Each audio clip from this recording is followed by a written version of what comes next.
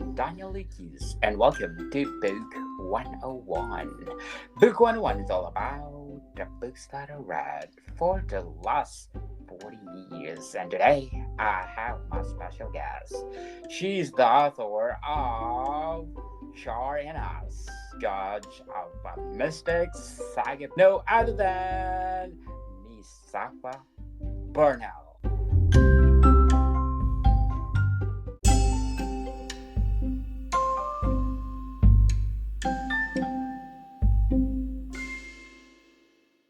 Hi, I'm Sapha Burnell, a Canadian author of the Usurper King's poetry collection, cyberpunk works Neon Lieben and Cagewire, and the mythpunk works Top Shelf and Coco Craze, both of which are system agnostic TTRPGs, and my newly released mythpunk novel Char and Ash, which is Judge of Mystic Saga Book 1.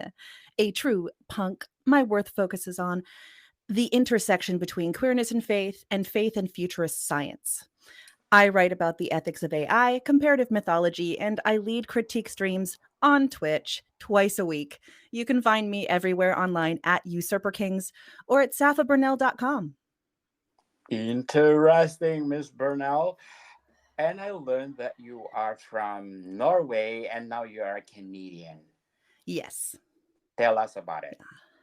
So I spent the majority of my life in Canada, but my family would go back and forth. I come from a Norwegian background, and we spoke Norwegian in the home all through my childhood until my grandfather got ill. And I suppose my Scandinavian culture has been something that I've really held on to here in Western Canada, especially, those days when you get a little bit homesick. It's really nice to be able to jump into your car and drive down the Sea to Sky Highway, which reminds me a lot of driving in Norway with the fjords. I want to shout out to the people listening in Norway because I have a lot of listeners in Norway. Can you greet them in your language? Hei, funnet. Yes, Fundanetse, Norway. Thank you for supporting this podcast. Oslo County, I get 55% audience share. Baskerud at 13%. Rogaland at 6%. Viken at 6%. More of Ramsdal at 6%. Vestfold at 3%. Inland Deck at 3%. Westland at 3%. Trondelag at 3%, and last but not the least, Telemark at 3%. Mm. Thank you, Norway. So you're saying that Norway and Canada they have the same atmosphere? I think parts of Norway have a similar atmosphere for me to different parts of Canada. You get some of the more kind of like I remember going to some, smaller fishing villages on the coast and it reminding me of Newfoundland and, outside of Halifax in Nova Scotia. And then driving up the coast here in BC, driving up the Sea to Sky reminds me so much of some of the landscapes that I would see with my aunt and my family in Trondheim, and which is up north. Not quite Arctic Circle, but it's getting there. There's that kind of cozy feel, like that kind of comfy, cozy, like the hygge, and there's that cozy kind of cozy feel that you can get on the west coast here around Vancouver, especially during the winter time when it starts getting drizzly and wet, and everything's just a little bit cold. So people kind of get into their comfy sweaters and they make some coffee or some tea or something, and they curl up with a book. It's that feeling, it's that sensation that I get in both places.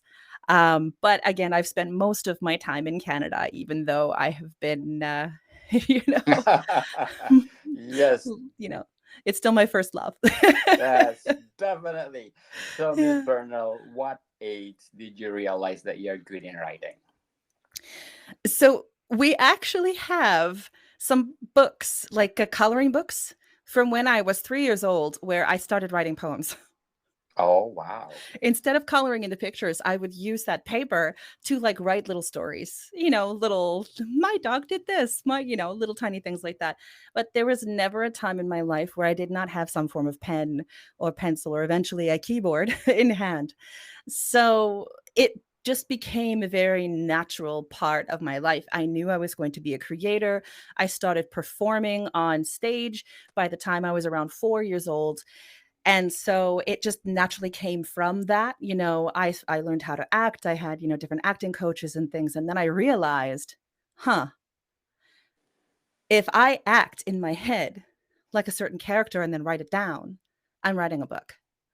Oh, wow, mind blown. And when you're this kid that's discovering all these things, everything is novel because it's the first time you've ever had that thought before in your life. So you're like, oh my gosh, it's the first time it ever existed. Well, no, it's not. But for you, it Definitely. is. Yeah.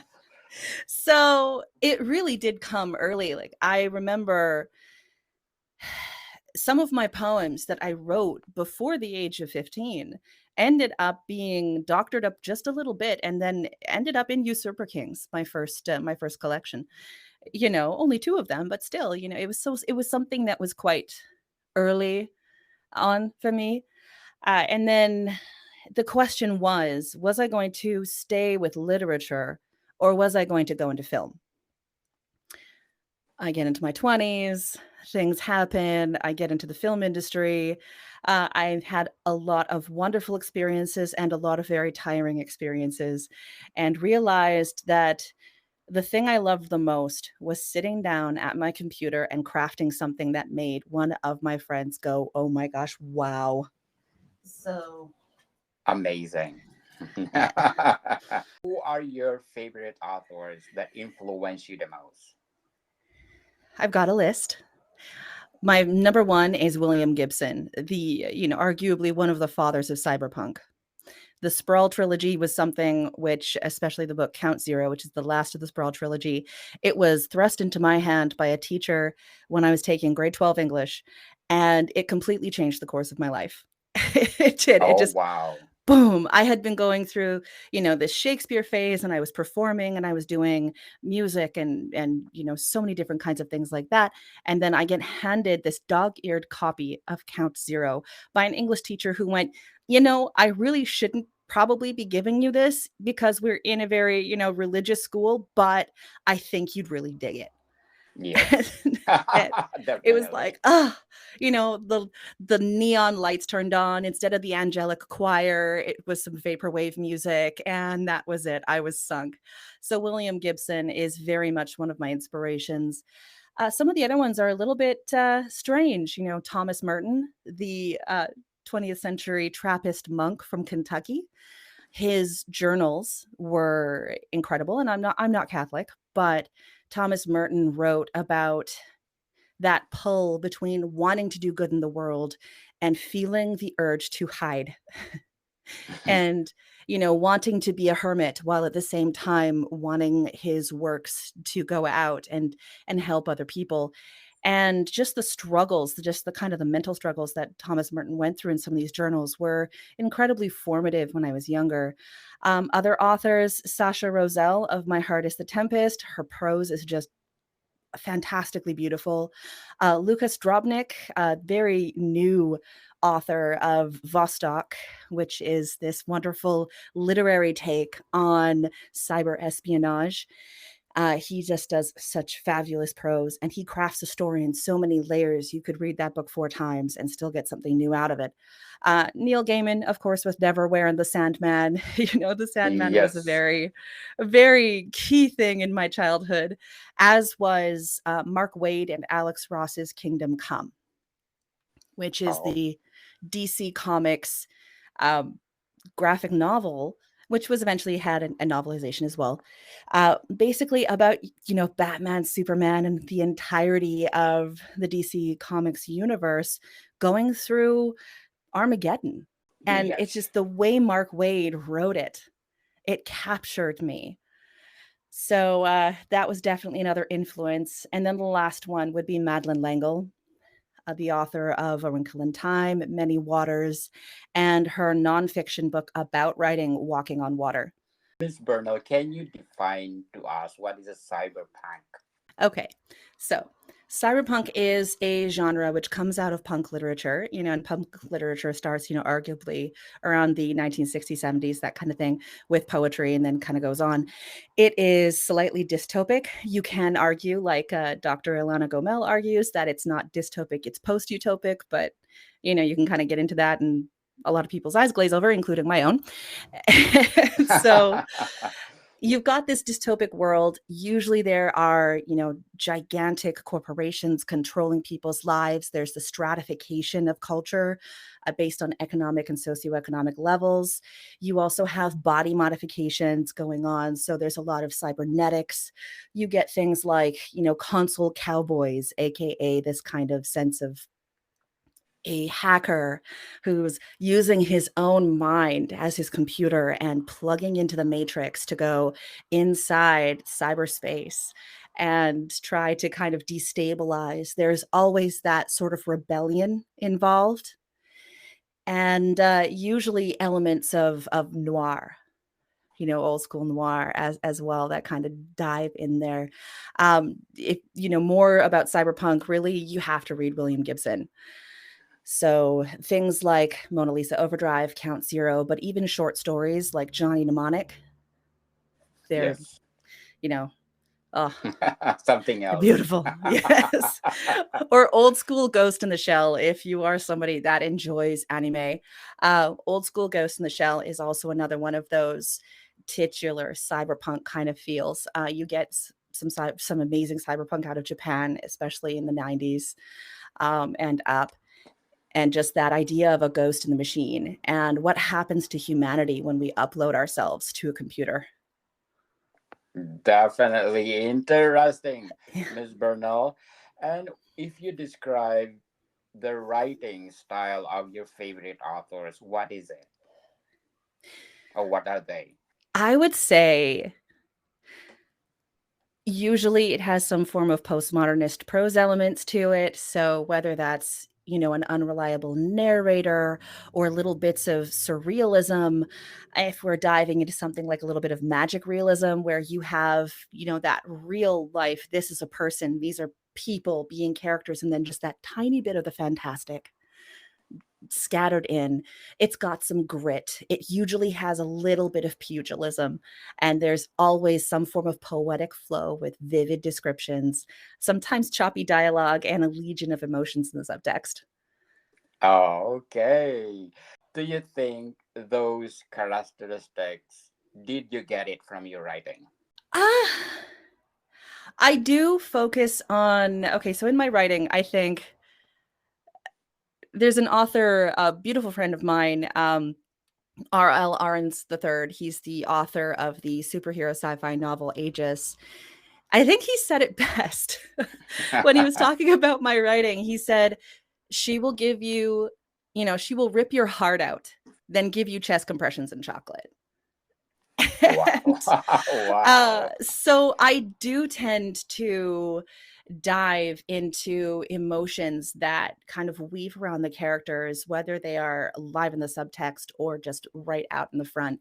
I will have those moments where I'm going to rip your heart out, where there's going to be that emotional tension, but then with a sentence from another character, I'm going to bring some humor in and I'm going to lighten the mood, because my writing is about intensity, but it's also about bringing people out of that intensity. Because my personal philosophy on writing fiction, at least for me, this is just for me now, everyone's allowed their own opinion, everyone's allowed to write their own way. For me, what I prefer is, if I'm going to ask you, the reader, to go through the valley with me, I'm also going to take you to the mountain. I'm not That's just going to leave you there. yes, Yeah. definitely. So, what are your short term and long term goals in writing?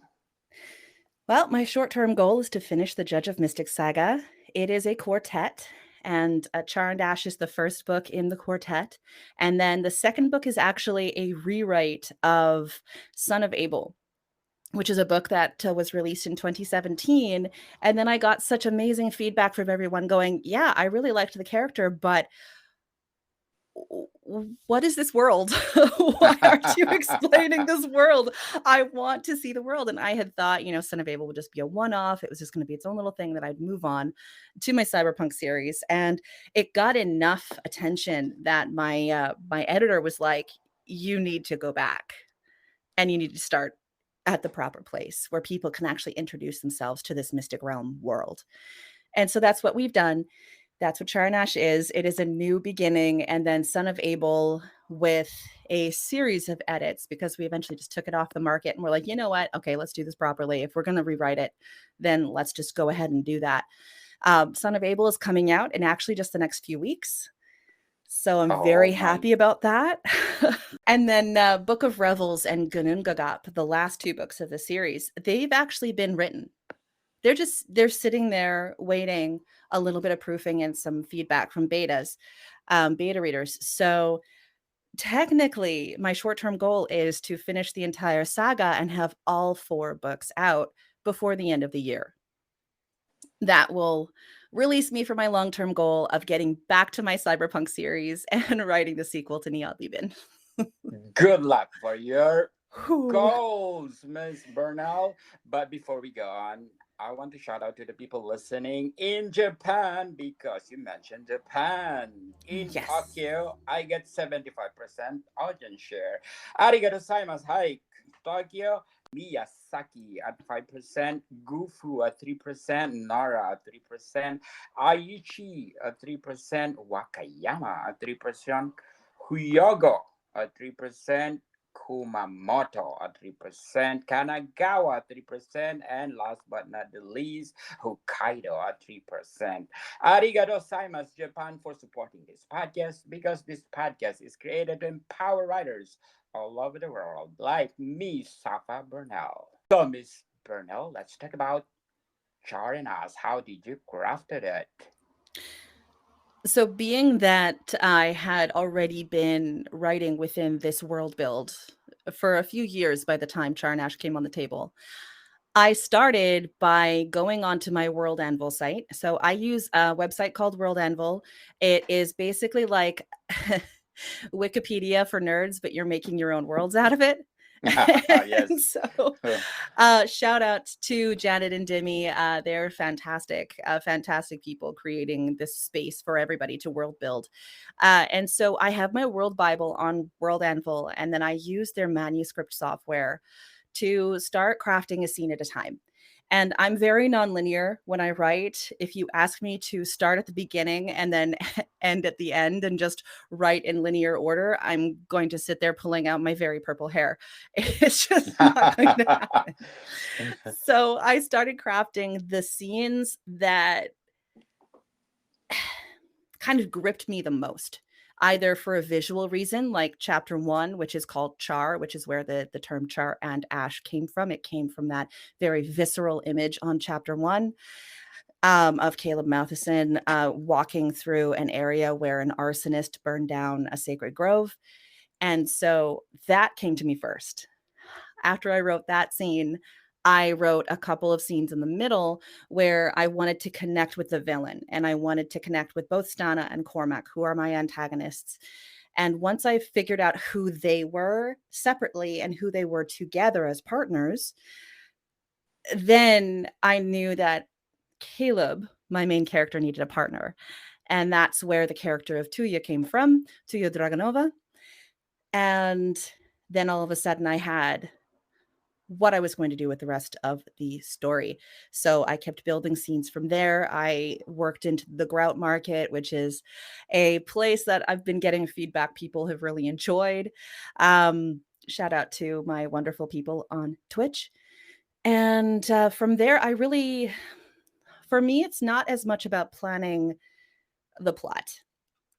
I do use ClickUp to make myself an outline and to kind of keep myself accountable for what I need to do and what scenes to do and for that kind of behind the scenes thing. But for me, it's about the concept, the emotional concept of the work. And so whatever I have to do to get to that emotional concept, that's what I'm going to work on next. And then making sure that I kind of switch that pedal between drama and humor and making sure that if I'm getting intense. But yeah. Interesting, Miss Burnell. So, are you a gardener or an architect in terms of writing? Mm. You see, I do keep really detailed plans. Yes. So I know where we're going. I know where the characters are going. I think when it comes to character, I'm very much an architect. I know where Caleb is going to start. I know what beats he's going to come to. I know where he's going to develop in each book, and I know where he's going to end up. I know what his arc is going to be. How we get there plot wise can sometimes modify depending on what scene I'm writing and going, hey, actually, no, hold on. Here's a trail off to the side. Is this better? But for the most part, I do plan things within an entire series. And then I start writing the first book.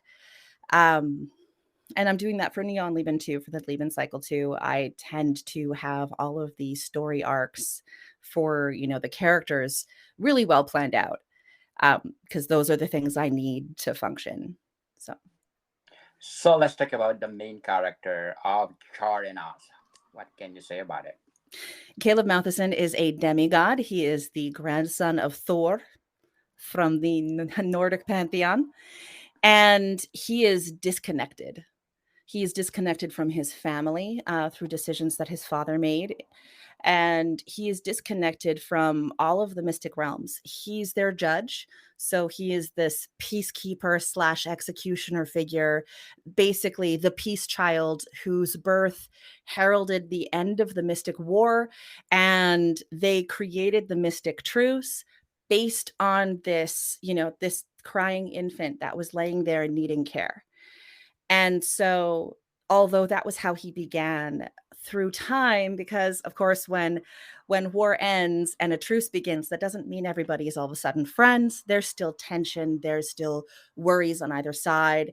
There's still just so many different machinations going on in the background that, in quote unquote fairness, all of the realms decided that they needed to go non-contact with Caleb unless he's doing his job, which meant that he's completely disconnected really from everybody except a very few amount of people, like Ares, the exiled Olympian god, like the character of Jace, who is a carpenter who just, goes around living his van life and fixes things for people wherever he goes, and has some suspiciously weird angels around him at all times.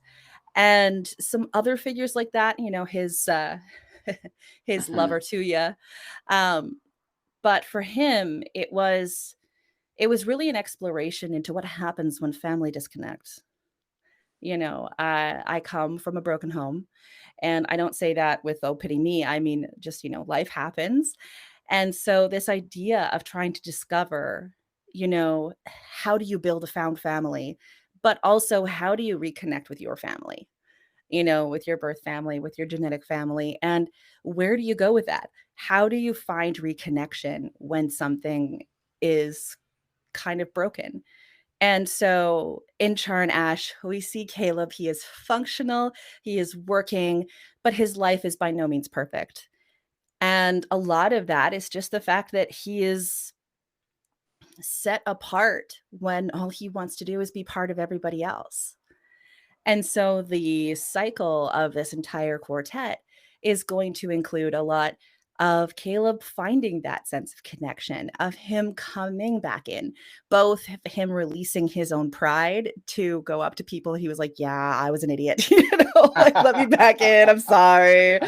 Oh, look at me changing my ways.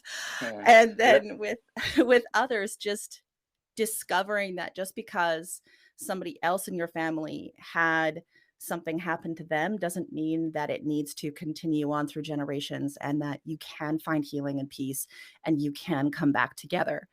And so that really is his emotional arc.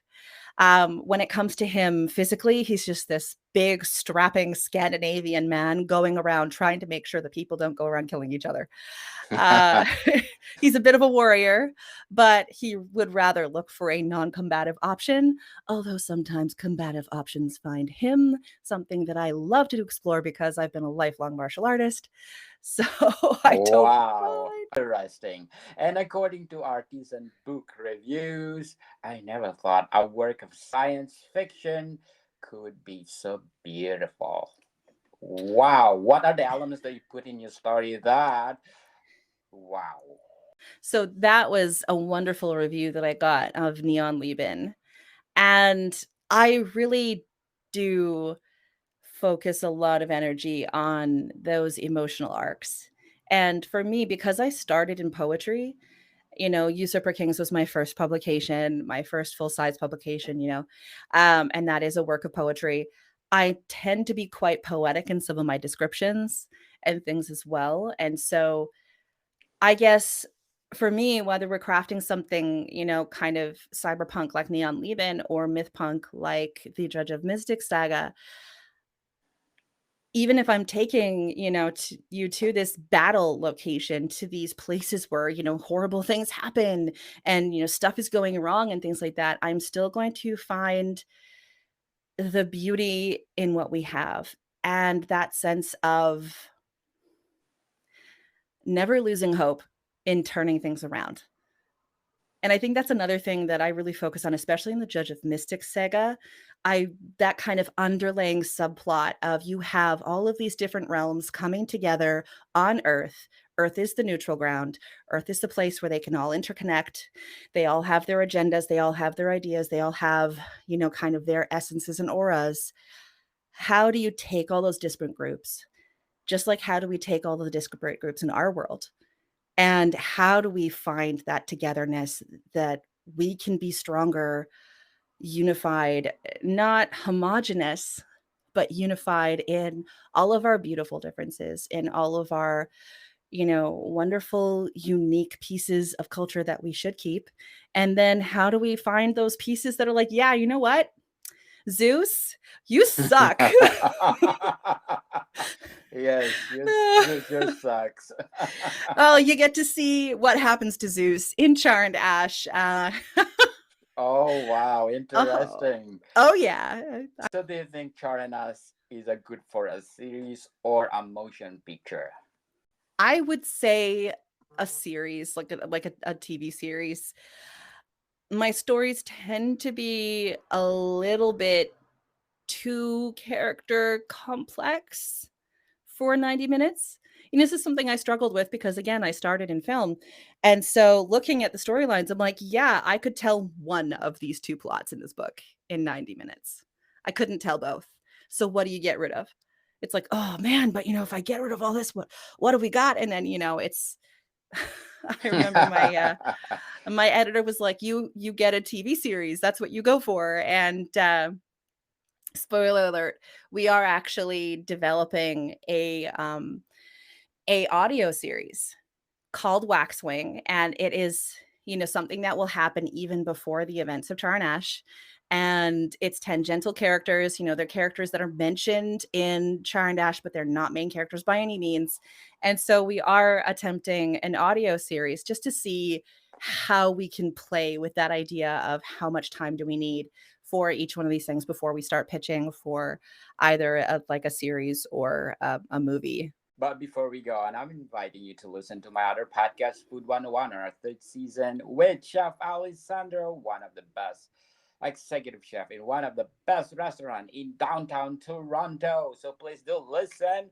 Food Mm. 101. Plus one more. Food 101, Volume 1 Basics, Volume 2 Fundamentals, Volume 3 Essentials, out already, available on Amazon and leading online bookstores worldwide. It's all about my 100 episodes of my first season on Food 101. So please do check. It's all about how to make a food delicious. Miss Burnell, what is the best highlight of Char and Us? Honestly, there's two. One is the grout market. Everyone that has read the book so far has said that that was the coolest setting and to look out for it. Two would be Zeus. And Oh, so a little bit of a spoiler, when we first meet Zeus in Char and Ash, he is this incontinent man sitting in a wheelchair in the middle of a nursing home. Everyone around him is fawning over the fact that his kids visit all the time, and all he can do is grip the arms of his wheelchair and go, I freaking hate those guys. So, oh my goodness. and That's then interesting. Oh, yeah, and then shenanigans happen because of course they do. And so if I was going to tell a story with Zeus in it, and as a mythologist, of course, Zeus is a very important figure, so how do you do it? You know, Zeus by himself is like, "Oh, yeah, how do you tell the story? Yikes, you know, you look at some of his myths." You make fun of the guy.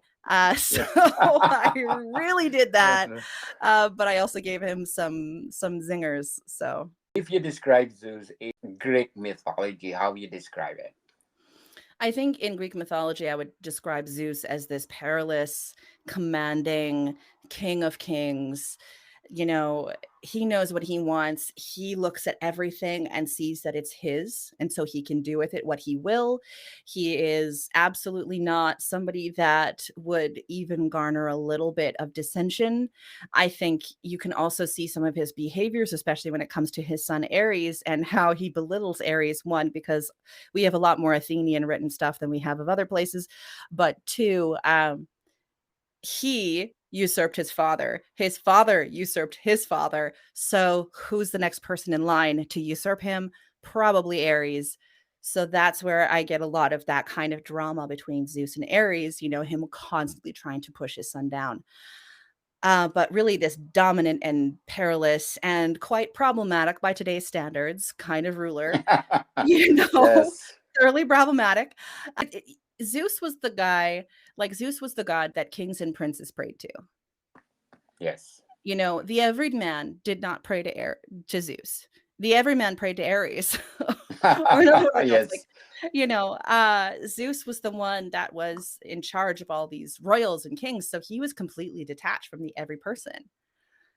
And so you see that part of it too, and you're like, "Oh, yeah, okay, so you're really just a" mm, insert unsavory word here that I'm not sure is podcast appropriate, so I'm not gonna say it, like, you know, so you take that, and my view of Zeus when I put him into the Judge of Mystics saga is that he was that character, he was that person, he was that problematic figure throughout history, but that was thousands of years ago.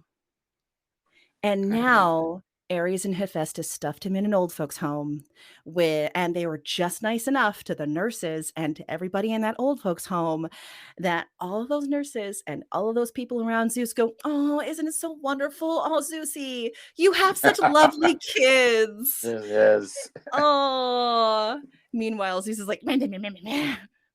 Come on." Oh. So, Miss Burnell, Judge of Mystic Saga, what behind the title of your quartet?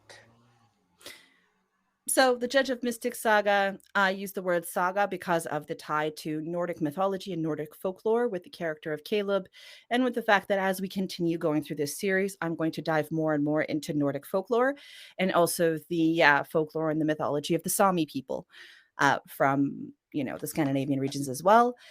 And Judge of Mystics, one, because the main character is the judge, that's his title, and of Mystics, because I wanted to make sure that everybody knew that this was something mythical, this is something magical, this is separate from my true science fiction work. This one's more magic realism going into myth punk. And so that way it was able to kind of tie in all these different world mythologies. If every world mythology had its own realm and they all coalesced on the planet Earth, what would happen? And so I use that term mystic just as a sort of kind of overall umbrella term for different mythological identities and pantheons. Can you compare Char to the Song of Achilles? Okay, so the Song of Achilles is first person narrative and from the perspective of Patroclus. And so my book is third person. You know, it's third person limited when it comes to narration. So right there from the beginning, we have different voices. I find that the character reflection that we get from Patroclus in Song of Achilles is particularly beautiful and very intimate in a way we don't necessarily completely get yet in Char and Ash because there's just so much going on. Um, we still get to see those emotions, but we don't get the same sort of intimate view and those pause moments. I think one thing that I really loved about the Song of Achilles was having so many places where Patroclus just kind of stops and zones in on a moment. Yes. And you get those layers, and he's adding in all of this information about his emotions and what he thinks is going on in Achilles' head. And, later on, there's Briseis, and you've got all of this different stuff happening. And yet again, Odysseus is a jerk. And you're kind of moving on in that way, and you're able to sort of stop and pause and linger. I don't have quite as many moments of stopping and pausing and lingering. I have a couple of chapters that do that, but for the most part, I'm driving forward to Caleb and Tuya trying to locate Stana before she does more damage. Um, I think style-wise, when it comes to the writing, well, Judge of Mystic Saga, I think the biggest thing that separates it from something like Song of Achilles is that Judge of Mystic Saga takes place in Vancouver. Wow. It's not quite urban fantasy, but I'm taking that magic realism approach of having a recognizable world with bits of the fantastic in it, as opposed to being completely thrust back into this sort of fictionalization of the ancient world. So it's every day, At one point, we're in a battle scene in Stanley Park. At Yes. another point, we are in Dover. The novel starts off in chapter 1 in Dover on the roadside off the A roads. And then we're in Canterbury for another part of it. And, I love driving around in Canterbury. So that scene was actually based on my recent travels, a year ago to see my sister who lives in Manchester. So, hi, Sonia, darling. I promised I'd So shout you out. yes, so Char and us, if you go back and revise the book itself, which part of the book you want to revise? I think the most challenging part of the book is the fact that I'm a punk. To be a punk, you have to be rebellious in some form of way. And my life is fairly straight and narrow when it comes to most things, But when it comes to using certain mythological or religious figures, I get a little punky. So I wonder if one of the characters that I have in the book, this character named Jace, if I could have chosen a different mythological figure and not a character who is a carpenter who was resurrected after he died at the age of 33 and then ends up, basically traveling around the entire world fixing people's problems. And in my head, it was a loving homage, to a figure that I was raised believing in. Um, and yet I wonder if it pushed things a little too far to have that character there and to have Jace going around and basically, okay, here's the second coming, here he comes back down to earth, takes a look at the place and goes, "Ugh, look at this mess," grabs a tool belt and just starts helping people. And like, what do you do with that? What do you do when this, historical and religious figure, in this fiction piece comes back down and goes, well, we can't, this is a mess. Like, what did you do? Oh my god, that's it. Okay, yeah, hand me that. I'm gonna fix this, and then I'm gonna fix that, and just goes around fixing seemingly infinitesimal things, but they are so important. So I think that I could have potentially kind of taken another look at. I think there's one chapter with the Fae court, with the fairy court, that I wouldn't mind taking another crack at if I did, and that would be because of length. It was a fairly short section. I think I could have built in more about what the Fae are and what the Fae think, and a little bit more of the political situation that I allude to with the character of Cormac, Cormac of the Willow. He is a Willow Fae. He's also the prince consort of the High Fae Queen, Queen Celica. And I allude to all of this political tension in the Fae lands. But when we actually see the Fae lands, I don't like, I could have gone more in depth there. I could have added another 400 words if I wanted to. It was that kind of thing. I think that's where I would spend my time. So, which part of Char and us you enjoy the most? Amber is a precious stone, which is a chapter in the middle of the book. It is one of my, like we were saying about the Song of Achilles, how Patroclus kind of takes a step back once in a while and kind of gets into this philosophical spot. For me, Amber is a Precious Stone is that kind of chapter for me. And it happens after the first big dust up between Caleb Tuya and Stana, our antagonist. All of a sudden, the world's turned upside down. They're discovering things that were like, oh, mind blown. And Tuya gets injured and needs help. And so Caleb takes her to a place where they can, in privacy, just sort of heal. And it gets very quiet and it gets very emotional. And I won't spoil it for anyone who's going to read it, but somebody else comes in to help them. And then Caleb has a couple of really tough conversations, beautiful conversations, though, that end well. I think that one was my favorite to write. I think my favorite reading the book back would have to be the ritual ground, which is a chapter right at the end, and it does have Zeus in it. So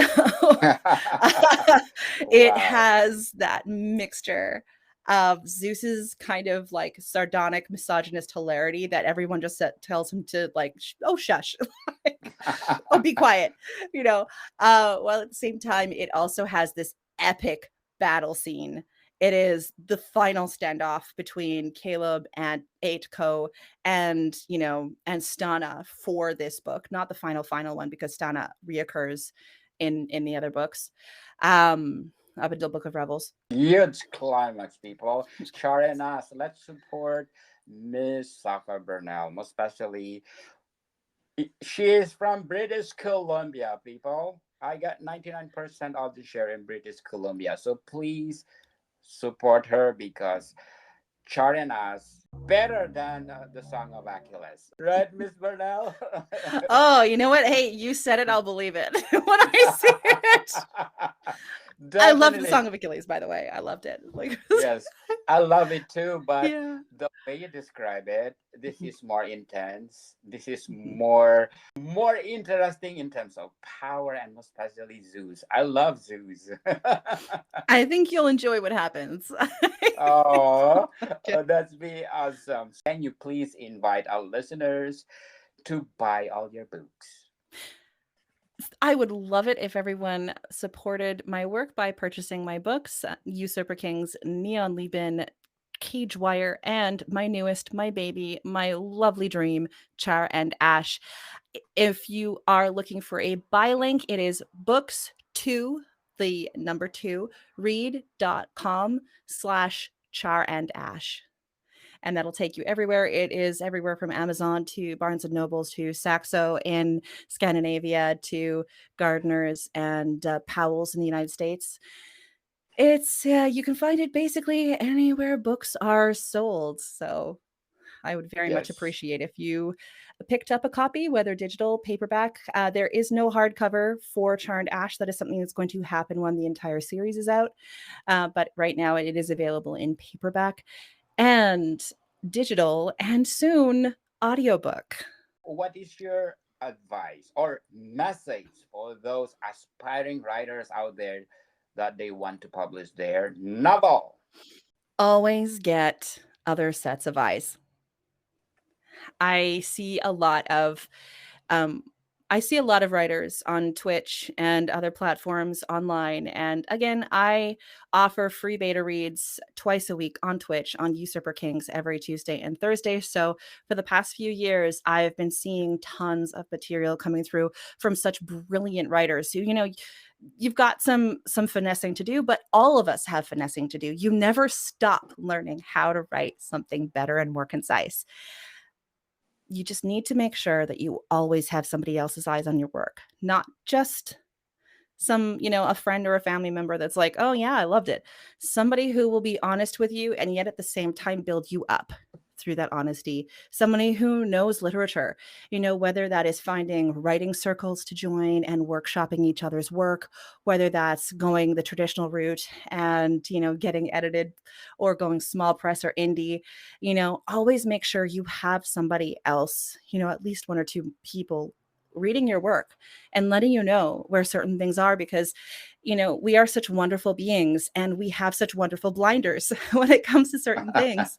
We can't always see the things that that we repeat, the things that we do, and then all of a sudden they're put in front of us and we're like, oh yes, you're right, I did repeat that one phrase 63 times in the novel. Oh wow, okay, time to go back again.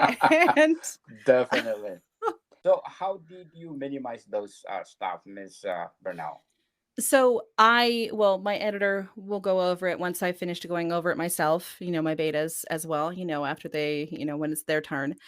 I use a software called AutoCrit. There's a couple softwares out there that I use. One is the Hemingway editor. I love the Hemingway editor. It's a free browser-based editor that you just put your stuff in and it'll highlight whether or not something is difficult to read, whether it's almost impossible to read, what's the reading level, are there any words that you could remove, or is there anything that's too passive? That is absolutely free. It's hemingwayeditor.com. And that one's wonderful. But I use AutoCrit. And AutoCrit is an algorithmic based program where you can both, use it as a word processor, but also take your writing through a whole bunch of different summary reports, including repetitions. And I will Oh, run that, like I did this for Char and Ash, because for some reason, the edge of was 63 times wow. before I was done that draft. And I was like, oh my goodness, but I caught it and I changed it and I reduced it down to, what was it, like 4, you know? um, so I do use software. I use AutoCrit and it's been fantastic. I really do love that software. Very well said, Miss Burnell, and catch you next week. Miss Burnell, thank you for your time. And thank you for having me. I'm glad we were able to talk. Maricon people, see you soon.